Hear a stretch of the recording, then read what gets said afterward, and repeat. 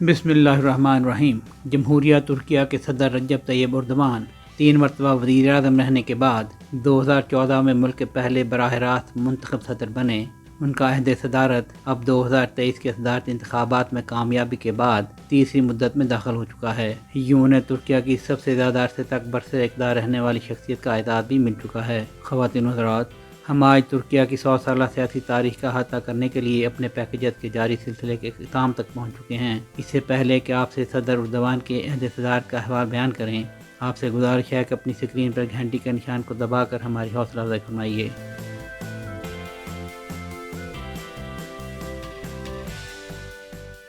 ترکوں کی عادات و خصائل کو دیکھتے ہوئے رجب طیب اردوان اور ان کی جماعت کے پارٹی نے ملک میں رائج مغربی پارلیمانی جمہوریت کی صدارتی طرز جمہوریت میں تبدیلی کو ناگزیر جانا، جس کے نتیجے میں پارلیمان نے آئینی ترامیم کے ذریعے 2013 میں پہلے مرحلے میں ملک کے صدر کے اختیارات میں اضافہ کرتے ہوئے اس کے براہ راست انتخاب کی منظوری دی، جبکہ سیاسی مخالفین خصوصاً ریپبلکن پیپلز پارٹی اور مغربی میڈیا نے اس اقدام کو جمہوری پسماندگی اور زیادہ آمرانہ طرز حکومت کی طرف تبدیلی کا پیش خیمہ قرار دیا، جس کے نتیجے میں اردوان کو انسانی حقوق کی خلاف ورزیوں، اختلاف رائے کو دبانے اور آزادی اظہار کو دبانے کے الزامات کا سامنا کرنا پڑا۔ نئے نظام کے تحت ملک کا 12واں صدر منتخب کرنے کے لیے 10 اگست 2014 کے پہلے براہ راست صدارتی انتخابات میں رجب طیب اردوان نے پہلے ہی راؤنڈ میں 51.79% ووٹ لے کر کامیابی حاصل کی اور ساتھ ہی اپنے ناقدین اور مخالفین کی زبانیں بھی بند کر دیں۔ اردوان کا پہلا دور صدارت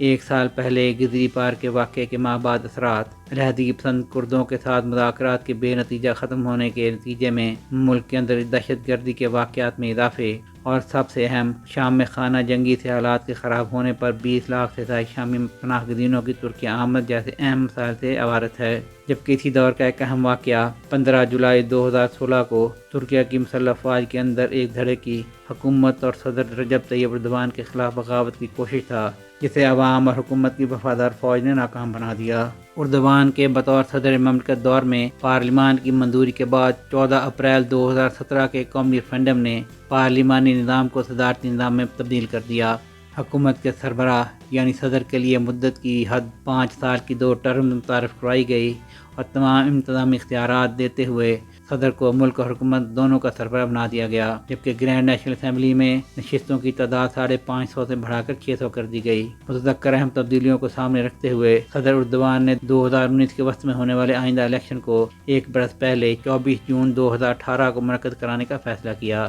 جس میں وہ ایک مرتبہ پھر 52.59% ووٹ لے کر عوام کا اعتماد حاصل کرنے میں کامیاب رہے۔ البتہ پارلیمانی انتخابات میں ان کی جماعت کے پارٹی ایوان میں اپنی اکثریت کھو بیٹھی۔ اسے نیشنلسٹ موومنٹ پارٹی کے ساتھ مل کر پیپلز الائنس کے نام سے سیاسی اتحاد تشکیل دینا پڑا، جو آج تک قائم ہے۔ صدر رجب طیب اردوان اپنے دوسرے صدارتی دور میں ملکی معیشت کی ترقی کے عمل کو برقرار رکھنے، اندرون ملک 2019 کے بلدیاتی الیکشن میں اپنی جماعت کے تمام بڑے شہروں میں شکست کھانے، 2020 میں کووڈ-19 کی وبا کے اثرات، خارجہ پالیسی میں شام کی خانہ جنگی کے نتیجے میں شام میں کردوں کی امریکی حمایت، اسلامک اسٹیٹ اور بشار الاسد کی افواج کے خلاف آپریشن کے چیلنجز سے نابرد آزما ہوئے۔ 2022 میں صدر اردوان نے سرکاری طور پر ملک کا نام ترکی یا ٹرکی سے، جو انگریزی زبان میں پرندے کا بھی نام ہے، کو اس کے تاریخی نام ترکیہ سے بدلا۔ اسی برس یوکرائن میں روسی حملے کے بعد روس اور یوکرین کے درمیان